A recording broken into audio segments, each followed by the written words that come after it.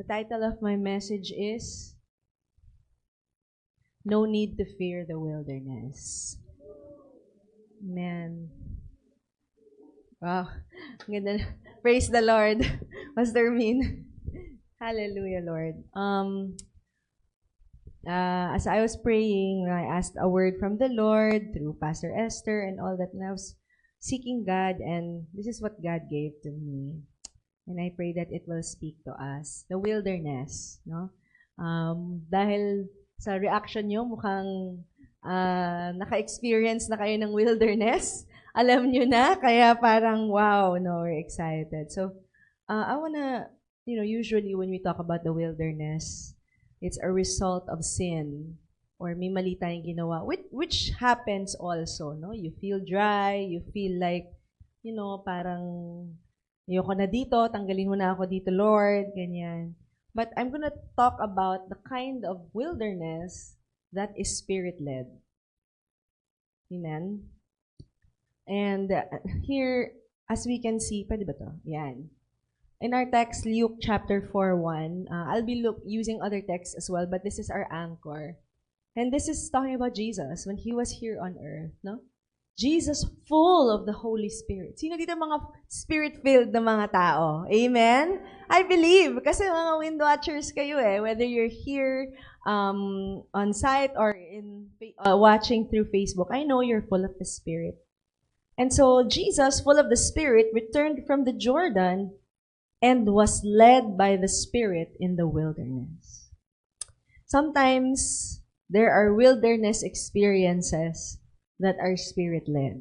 And sometimes mahirap siyang lulunin. Parang, talaga ba Lord, dadalhin mo ako dito sa ganitong lugar? And let's just talk about it, no? The wilderness, I found out, in Greek is eremos. And eremos means a desert. It means desolate. Ano ba yung desolate? Yung parang walang-wala, no? Sirang-sira. Solitary, so nag-iisa ka, no? Wilderness, properly an uncultivated and unpopulated place. So, walang tumutubo, masukal, walang tao, no? Walang nabubuhay, napag-iwanan kasi deserted area siya. Sa Tagalog, tuyot, tigang, at liblib. Ano? Midbar in Hebrew. Ayun. So, in Greek is eremos, and in Hebrew is midbar. Ayan. We learned something. So, how many of you have experienced or are maybe going through this, no? You're going through your eremos. You are in an eremos place in your life where maybe you feel alone. You feel isolated. No? Parang mag-isa ka lang. Tapos, wala kang kasama. No? Ano pa ba? It's unfruitful. You think like you're doing something, but walang nangyayari. Di ba? It is desierto, mainit. Ano pa ba? Wala kang shade. Tama ba yun? Di ba? In the desert, wala ka naman masyadong shade. Talagang mainit lang. Di ba? Tigang. It's dry. Walang, nothing is growing. Tama ba? Liblib. Hindi mo, saan ba yun? Parang, in English, it's obscure. No? So, parang, kumbaga, sa Manila, BGC, kitang-kita. Yung mga barangay 235, parang, saan ba yun? Saan yung barangay na yun? Parang gano'n. No? That's just wala po, no shade on that barangay. But I'm just saying, to compare, no? Parang obscure, hindi siya kilala, hindi siya pinapansin, no? Kumbaga, tinatapak-tapakan lang siya, nandyan lang siya. So sometimes we feel like, Lord, how can this place be from you? How can you allow this? And I'm full of the Spirit. Amen? Di ba? Si Jesus was full of the Spirit. Pwede ba ako bumalik dito, Pearl? Sa taas. Left. Yes. Ayan. So, full of the Spirit na siya. Full of the Spirit na si Jesus. And yet, dinala siya ni God dun dinala siya ni Holy Spirit, no? So, Spirit-filled people can experience the desert. Amen? Sabihin mo sa katabi mo, tayo yun. Sometimes feeling natin, Hindi dapat natin na-experience yun. So, ayaw natin doon, pero minsan doon tayo dinadala. We don't have to like it. Ang lagi sinasabi ni Pastor Min, yung trials and temptations, ano yun, we don't have to like it, but we're not afraid of it. Yan. So the wilderness is not where we want to be. Tama? It is where life feels stripped down, where comfort is removed, and where nothing seems to grow. It is a place of scarcity. Kulang. Bakit kahit walang nangyayari, parang kulang na kulang? Testing. Nako, sino bang gusto ng test? Uncertainty. Di mo alam, bukas ba babaha ulit? Di ba? Parang in Jesus' name, no? But you know, the uncertainty of things.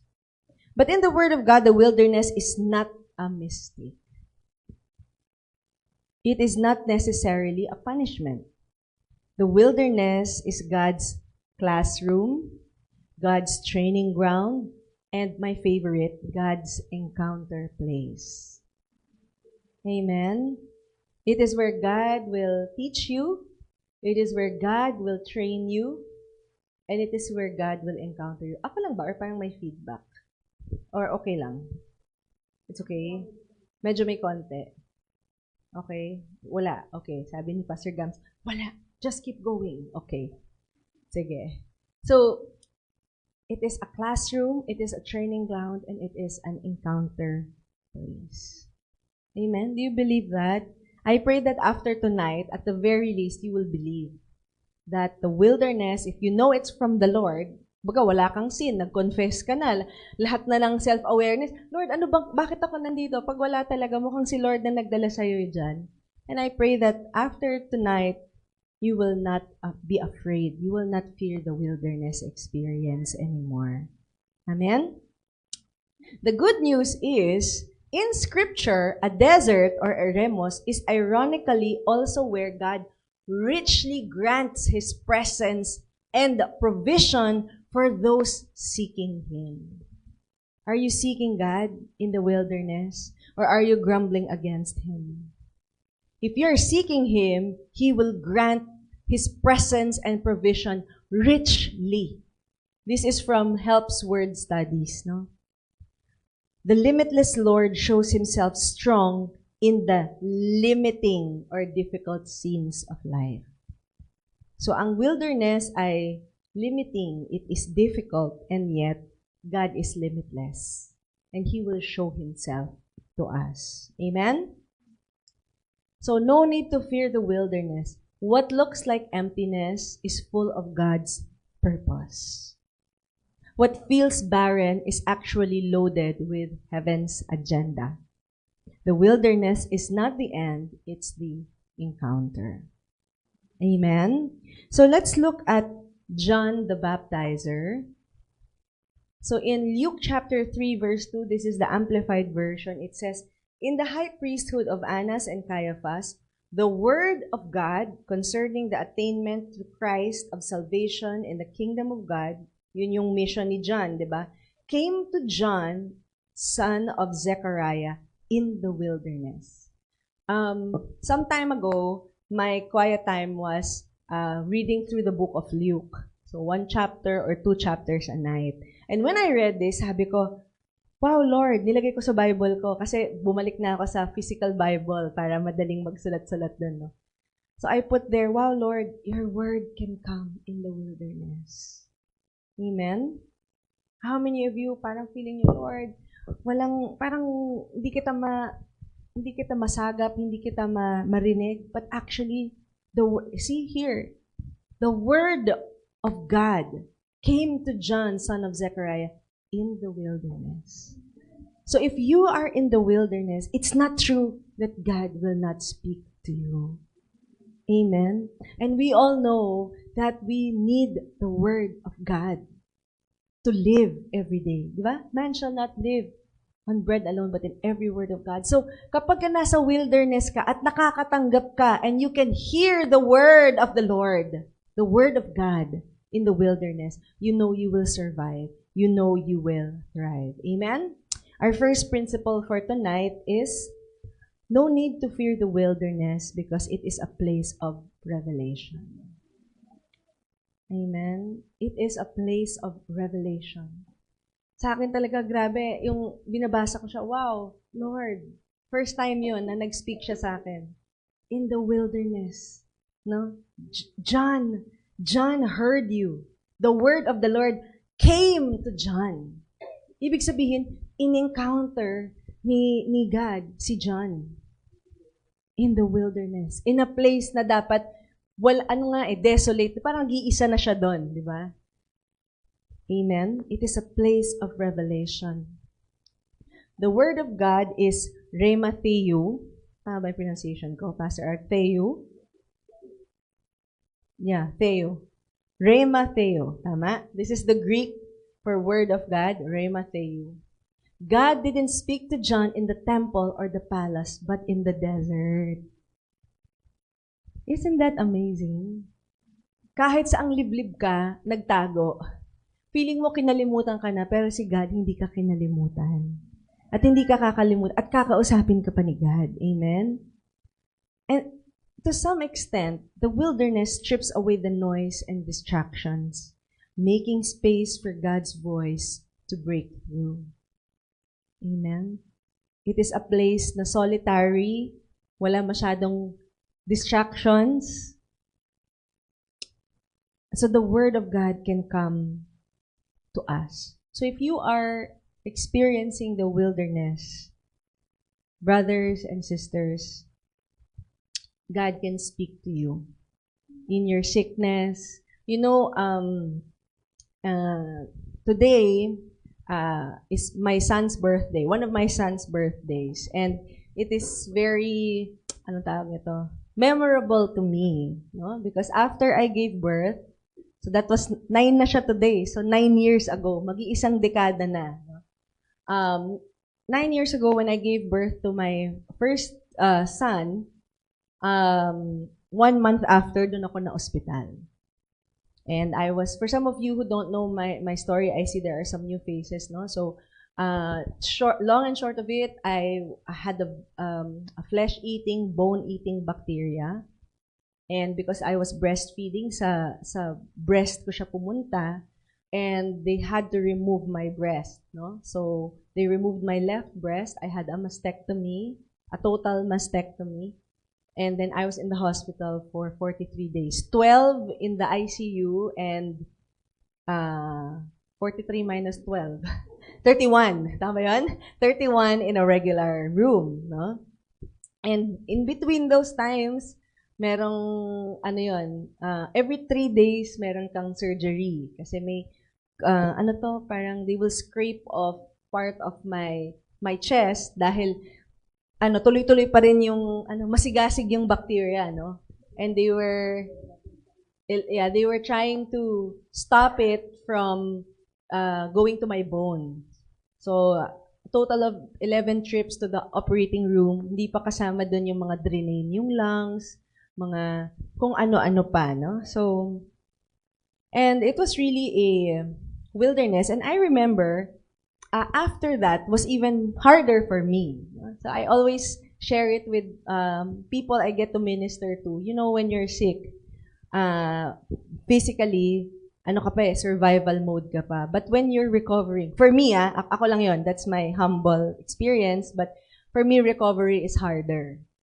Kasi hindi ka na agaw buhay.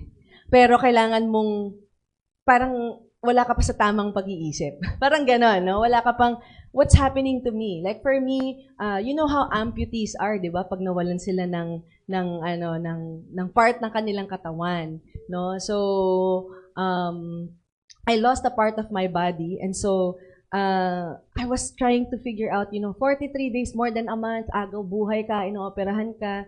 Tapos na nasa bahay na ako, doon na ako nag-struggle. Ano ba talaga nangyari sa akin? Ano bang plano ni Lord for me, di ba? Parang, am I going to go back to normal? I'm not normal anymore. Whenever I look down at my chest, I know what happened to me, di ba? I'm lacking a part of my body. So, I don't know, parang ano ba to, no? But praise God because God speaks even in the wilderness. Yung paglitong-lito ka, hindi mo, ano bang next? What's happening? You know? And of course, I had words of knowledge from the prayer leaders. Parang every time yata Pa-pray, no, God will speak, praise the Lord. Then you would still be, Lord, ano bang purpose mo sa akin? Ba't ako nabuhay? Para saan, di ba? And so, brothers and sisters, Rhema Theo, the word of God will come to you in the wilderness. As long as you have God with you, kayang-kaya mo yung wilderness. Amen? Siyempre, hindi naman tayo na, Lord, dalhin mo na ako sa wilderness. Hindi man gano'n, no? Pero pag nandun na, Rhema Theo, revelation. The revelation will keep me going, will make you reach your destination. And because of what happened to me, no? So, I was already working at LGI, that was 9 years ago, no? And hindi ko naman alam, akala ko ganun lang, no? Yun lang yung plano ni Lord. I never thought that I would be a pastor. God would call me to be a pastor. So 2020, no, along with sina Pastor Gurley, Pastor Charles, and Pastor Esther Lee, I believe, and maybe Pastor Bong, magkakasabay kami na kinomission ng LGI to be pastors, no? So, hindi ko alam, magiging pastor pala ako. Hindi ko alam na, wow, magtatayo pala kami ng church. In 2023. Yun pala, no? At that time, di ko naman naisip yun. Ano pa, na magpupunta pala ako sa US to speak in a global, alam yung mga gano'n, no? You don't know. Kaya kapit ka lang pag nandun ka sa wilderness. Okay? Tiwala ka lang dun sa word ni Lord. Rhema Theo.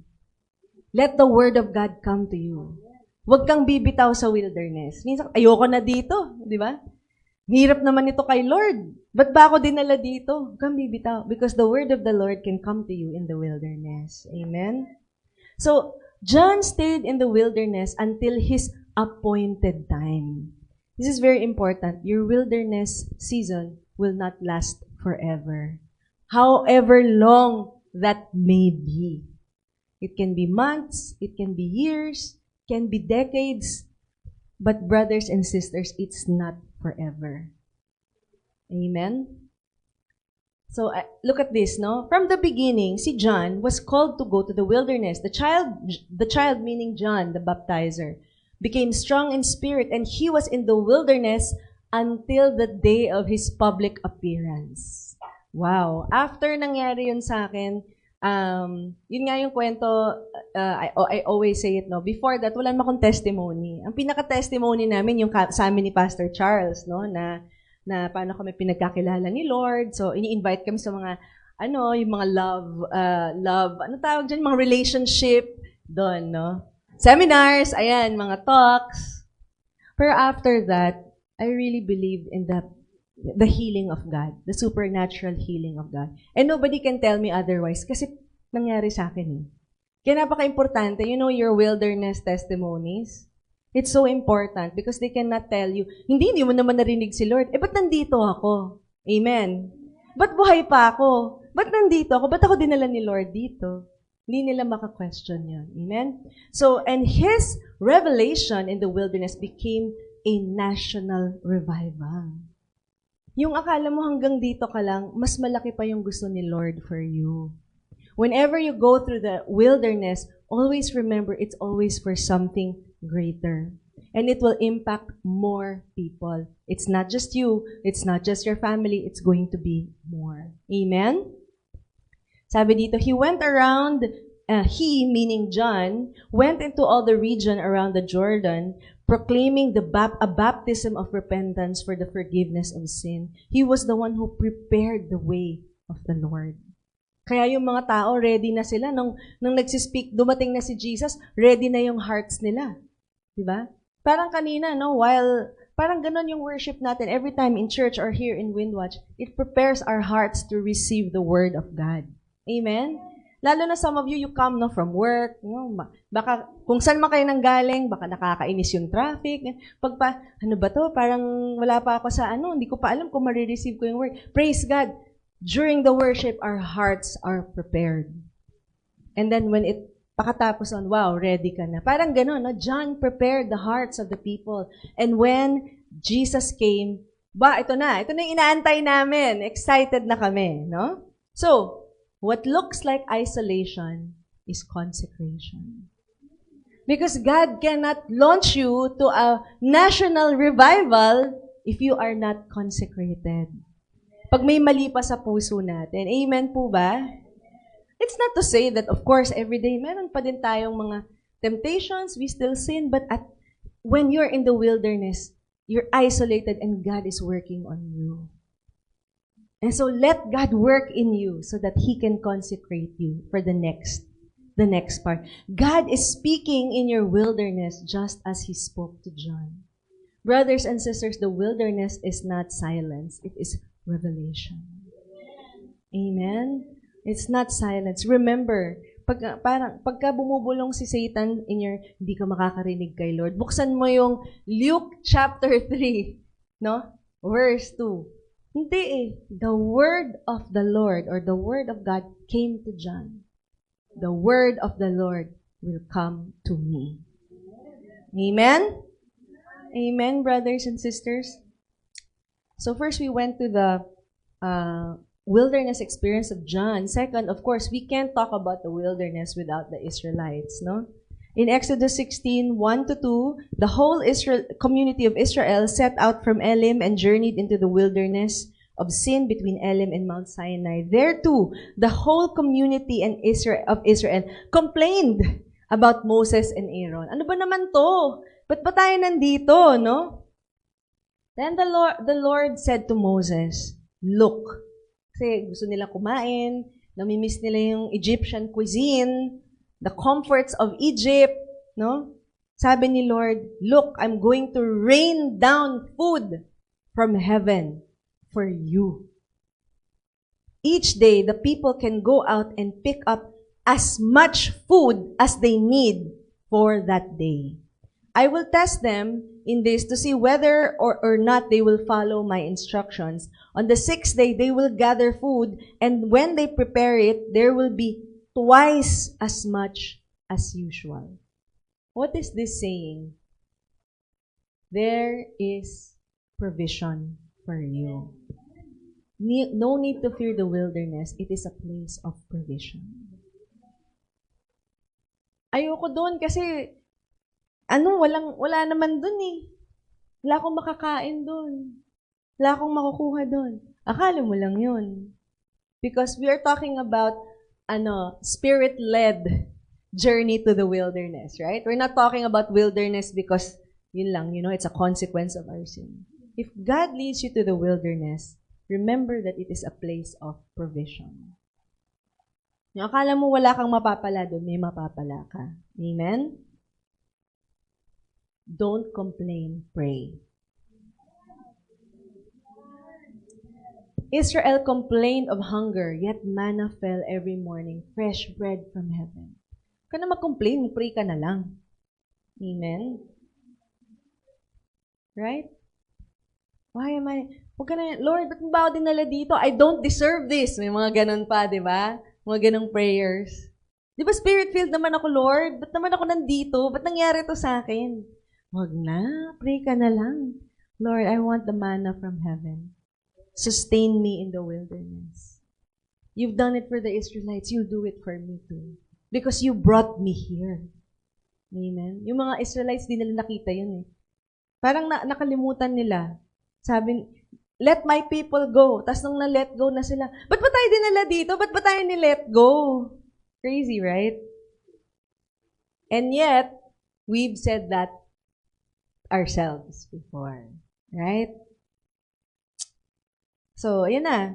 Sabi dito sa verse 7, in the morning you will see the glory of the Lord in the wilderness, brothers and sisters. You will see it. Wala ka lang comforts of Egypt, no? Palipat-lipat ka, wala kang bahay, but you will see the glory of the Lord. Amen? Because He has heard your complaints which are against Him, not against us. Si Moses tong nagsasalita. What have we done that you should complain about us? Huwag ka na mag-complain tungkol sa mga tao. Kasi kasalanan to ng boss ko eh. Kasalanan to nung asawa ko. Don't complain, pray, so that you can see the glory of the Lord. Amen? see the glory of the Lord in the wilderness. The wilderness often looks like a place of scarcity. Israel, freshly delivered from Egypt, quickly panicked and when they faced hunger. Eto na. Wala na silang kakainin. Desyerto nga, di ba? God answered by raining down bread from heaven every morning. The wilderness became their school of dependence. In your fear, do not long for slavery over freedom because of lack. Ulitin ko ha. When you're afraid, dahil takot ka, no? Do not long for slavery over freedom. Huwag mong ipagpalit yung pagiging malaya mo dahil pinalaya ka na ni Jesus. Dahil lang, wala eh. Babalik ka na lang ba sa corruption? Babalik ka na lang ba sa kaka-hustle mo? Hustle, not hassle. Hustle. Yung, anong tawag dyan? May side hustle ka. Yung, ganun na lang, oo. Yes, do not long for slavery over freedom because of lack. Why? Because God can provide for you. Amen? Amen. Yes, let's give the Lord a clap of praise. Number 1, si Pastor Mayat, pumapalakpak, no? Yung testimony ni na Pastor Mayat. Hallelujah. God is good. Lessons from God's provision in the wilderness. Provision is daily. Isn't that so awesome?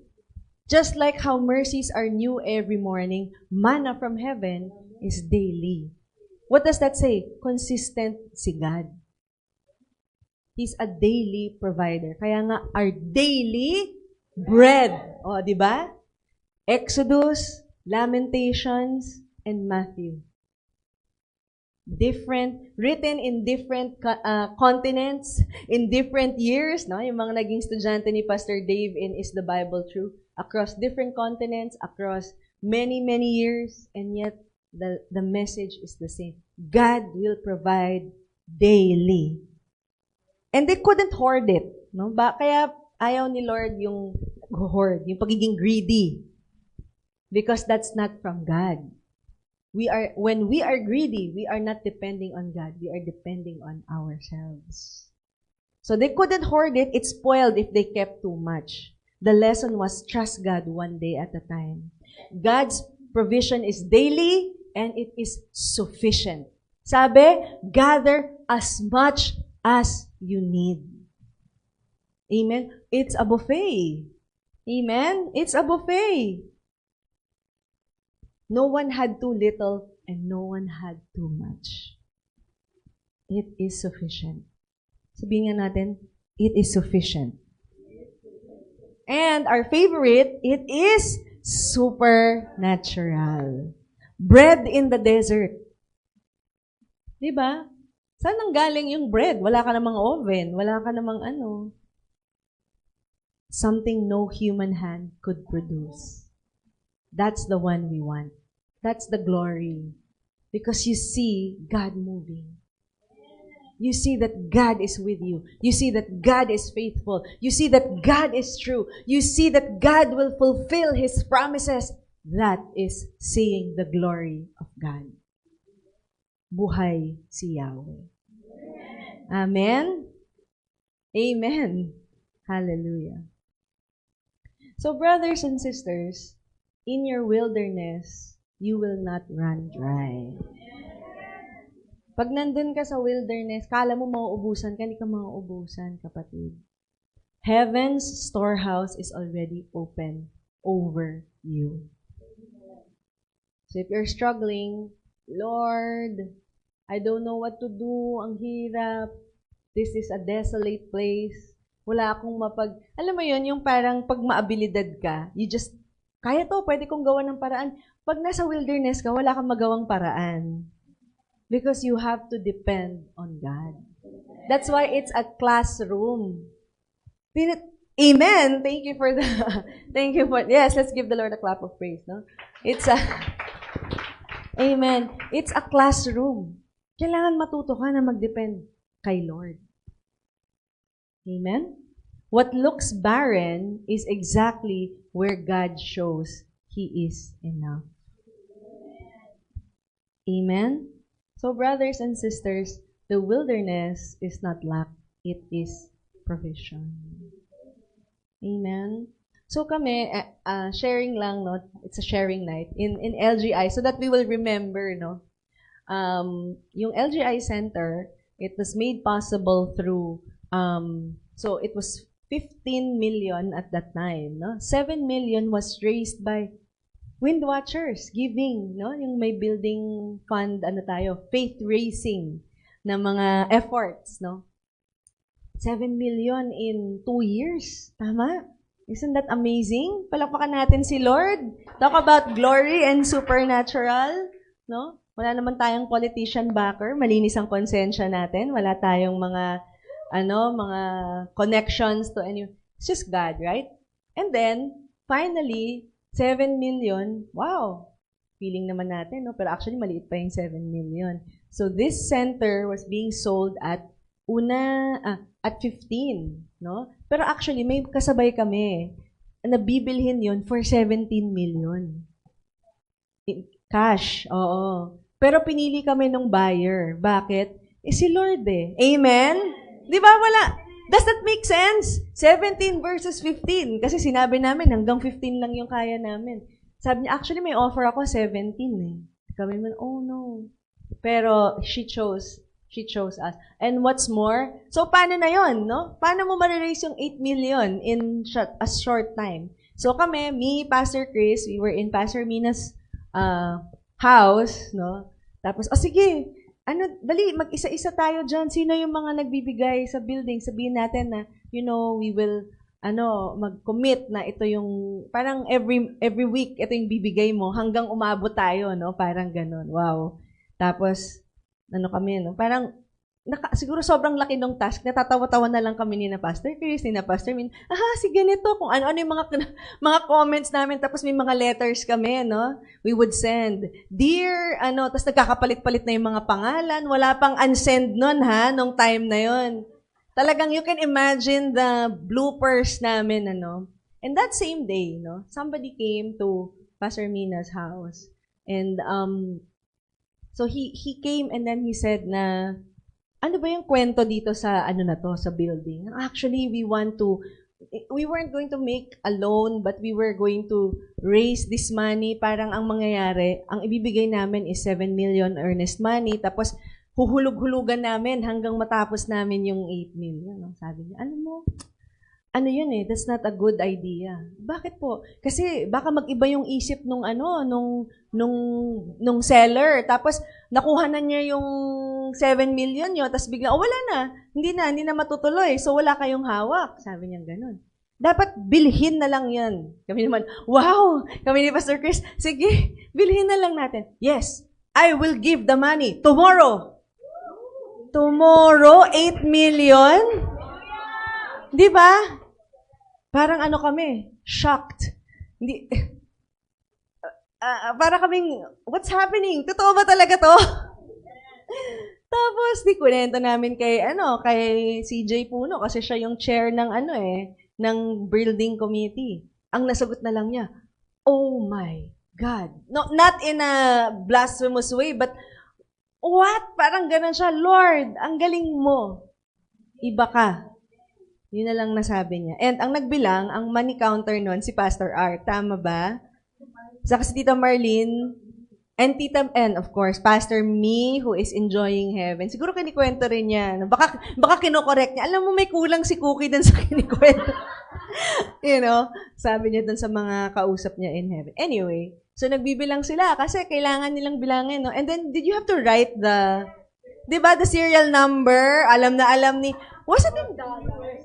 Yes, it was in US dollar. So, kailangan isusulat nila yung serial number para sigurado na hindi siya peke. Tapos, i-forex siya and then diretso bayad na. Di ba? God is good. Amen?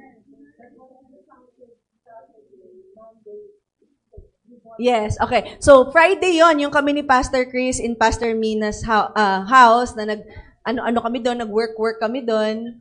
Tapos, sa Friday yon, sabi niya, bukas, pupunta ako. So, kinabukasan, Sabado, dumating siya, nagbilang sila, sina Pastor Art, niloloko pa ni Pastor Mina, ano ba yan? Ang bagal mo naman, Pastor Art. Si Pastor Art daw yung mabagal magbilang. Oo. Kaya wala daw siya sa cash counters. Yun. There you go. So anyway, so sila, no? And then Monday, we deposited it, and then that's it. Sold. Pirmahan na. Amen? So it's supernatural. Huwag ka na, yung mga huwag ka na masyado maghanap ng racket. Dumepende ka na lang kay God. Amen? It's not about being lazy, ha? It's about doing what God wants you to do. Right? So, huwag ka na mag-racket, huwag ka na mag-side hustle. Di ba? Mag-antay na lang tayo ng mana. Pag nasa wilderness ka, kasi unproductive yung wilderness. Di ba? Pero pag wala ka na sa wilderness, syempre magtanim ka na. Sabi nga ni Pastor Chris, magtanim ka na para magkaroon na ng 30, 60, and 100. Amen? So, different seasons. Remember, wilderness is not forever. Amen? So, again, wilderness is not lack, it is provision. Amen. Who would have thought, at that time, we were how old na tayo nun? That was 2017. Ano yun? Math. 14 years? Tama ba yun? Or 13 years ang LGI, nakabili na tayo ng center. Kaya, during COVID, before that kasi we would rent doon sa JV Tower. Sino na nakapunta ng JV Tower? Sinong nandito pa noon? Andito pa noon. Sino nandito na noon? That's what I meant. So, we used to rent. And buti na lang we were able to transfer. And then, ayun na. Kaya naging free na lahat ng klase. Remember, if you are grateful that you're an IME student and it's for free, it's because we have that center. It's because of the provision of the Lord. Dahil dati, babayad tayo, 10,000. Ako, 10,000 ako per sem. The year. Inano ko naman, Per sem daw, Pastor Min.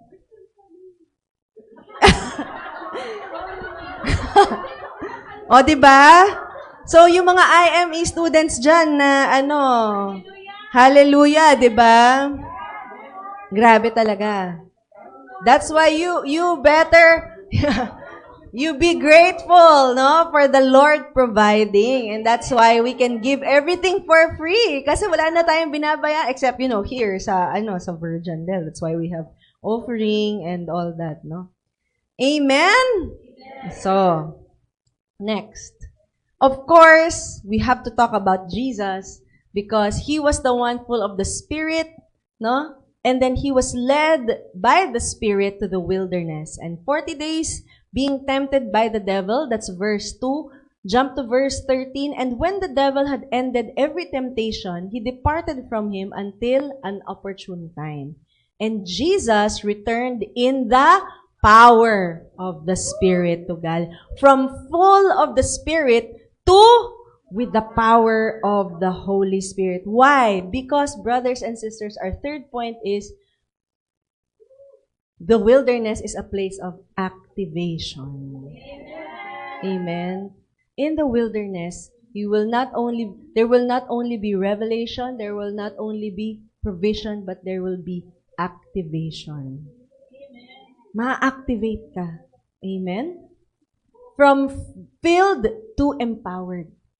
He entered full of the Spirit but emerged in the power of the Spirit. May authority. Na-overcome niya si Satan eh. Na-overcome niya yung mga temptations. Temptation refined him, but obedience empowered him. The wilderness didn't drain him. Brothers and sisters, if you're in the wilderness and Jesus is inside of you, the Holy Spirit is inside of you, you're a believer in Christ, you will not be drained. Amen? Hindi ka mauubusan. It activated him. That's supernatural. Di ba dapat napapagod ka? Di ba dapat nauubos ka? Hindi. Mas lalo ka pang ina-activate ng Panginoon. It moved him from fullness to power, from hiddenness, impact na. And so, brothers and sisters, I want to continue the account of LGI, So, we were in obscurity. Kahit may building na, parang, wala naman, madami kami, mga 200, di ba? Sa People of Grace, no, hindi 200, 100 People of Grace in pre-pandemic, no? Wow, ang saya-saya na namin. Dun sa malaking hall na yon, no? Then we'd have Makati Satellite, tapos yung sa classes, and then of course QC, so many things. Firewatch, lahat-lahat. Kailangan i-mention, Firewatch, Nightwatch, gusto mo pa bang sabihin ko? Bago nag-pandemic, Kingdom of God, Masters, ayan, ang dami ko nang sinabi, Tapos, we were just a small group, right? Hindi kami pinapansin. What happened? Pagdating ng pandemic, it was wilderness. Tama? But instead of us being drained, actually that was yun yung conversations namin ni Pastor Min. Ubusin natin yung nasa short term, pag wala na, magsasara na tayo. Ganun na yung usapan namin. Magsisweldo tayo hanggang may pera, pag wala ng pera, magsasara na tayo. At hindi na magbigay si God. Kasi we knew, sarado yung mga, we were non-essential, di ba? Malabelan ka ba naman ng non-essential? O, di ba? Ikaw na. So, non-essential work, ano pa ba yun? And so, of course, people would give to their churches first, right? Hindi naman tayo church. So, ano lang tayo, tira-tira. Pero, may blessing na extra, bigay ko sa LGI, gano'n, no? But, kung may maalala sila. But, it was there that God activated us. That was the wilderness of the world, but that's when God activated us. And now, grabe, nagkaroon tayo ng, may mga chwariwap dito. Inuunahan ako. But you're correct. You are so correct. That's where I'm going. No, we had our online study group or OSG. Can you raise your hand if you're an OSG member or a teacher? Raise your hand. No? So, all of a sudden, in the first month of the OSG, 700 people were already using God Talks. Sino yung 700 na yon? It was the activation during a wilderness period of the world. So, hindi mo pwedeng, walang mangyayari pag nasa wilderness, meron. May nangyayari in the wilderness. And that's why, meron tayong IME. Pastor Ja, and Pearl, ano na yung last natin sa batch 2? Ilan na tayo? 100? Sige, kaya mo yan. 130? 130 na regular students. Batch 2. That is on top of the 116 na batch 1. Can you imagine? From all over, hindi namin kilala, pero actually hindi namin kilala. Di ba? Mga renifer, mga pastor, and they're pastors, not just lay. Pastors are attending our IME. We're so humbled and we're so honored. Okay? So, it will move us to the fullness of power. And I think lagi sinasabi ni Pastor Min, if it happened to us, it can happen to you because you are LGI. You're part of LGI, so that same anointing will flow. Amen? So, God's activation of authority, ito yung activation na nangyari, yung authority, He rebuked Satan with the word, showing dominion over the enemy. Wow. Naaalala ko yun, kaya ako, one of the reasons why, hindi naman one of the reasons, but I remember during pandemic, Miracle Nights rooms pa lang yon. So, merong, sa Zoom. Meron akong pinag-pray tapos nag-manifest siya for the first time. Kwento lang yun sa akin na mga testimony. For the first time, meron akong pinag-pray, maya nag-iba na yung voice niya. Nag-change. In Jesus' name, sabi ko, hindi ako pwedeng bumigay dito, nakakahiya. Night watcher pa man din ako. Yun yung course nung time na yan. Hindi ako pwedeng hindi ako pwedeng matalo dito, sabi ko. Pero sa loob ko, oh my gosh, Lord, please help me, di ba? So, tumawag lang ako kay Pastor Min, naka-speaker ako. Tapos naririnig niya yung conversation namin. So, alam na ni Pastor Min na, something's happening. But, praise God, I won! Si Lord ang nanalo. Hindi ako bumigay. I'm very proud. And it was the dominion. Hindi ako matatakot sa'yo. Amen? Amen. Next, activation of assignment. His mission began from the wilderness. You might have a new assignment when you come out of your wilderness. Just like me, biglang naging pastor, biglang naging church planter, biglang I speak kung saan. It can happen to you as well. I'm sure you have your own testimonies, no? And the activation of anointing. Ito yung WK ni Pastor Esther, anointing. The tests of the wilderness became the testimony of the ministry. You are set apart. You cannot question, mahal ba ako ni God? Oh, mahal ako ni God kasi inactivate ako ni God eh. I am consecrated. I am set apart. Amen? I have dominion. I have authority. Saan natutunan ni Jesus yun, na-experience niya? In the wilderness. Amen. Kaya lalakas ang loob mo eh, pag nakalabas ka na ng wilderness. Diba? Tatapang ka eh. Parang yung testimony ni Kuya Oliver and ni Pastor Girlie last week, that was the testimony that was shared, diba? Kaya kahit konting, kaya yan. I mean, hindi ka mayabang, but it's just that, okay. Ka-activate, yes, I'm activated. Amen. Right? Hallelujah. So, we're almost done. Don't fear the testing. Don't fear the stretching. You are being prepared to walk in a greater dimension of power and authority. And that will start in the wilderness.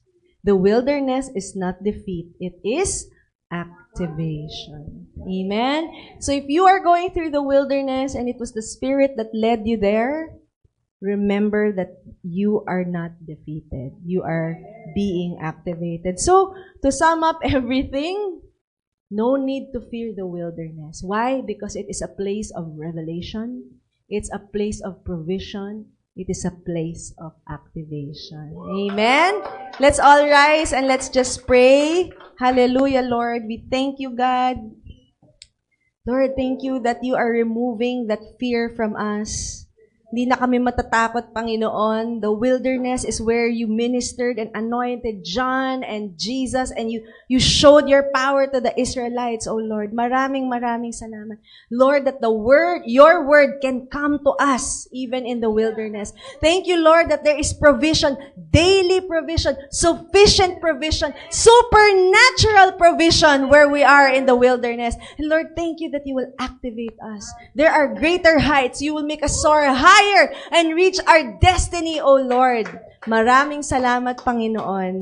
We will not fear the wilderness. In Jesus' name, amen and amen.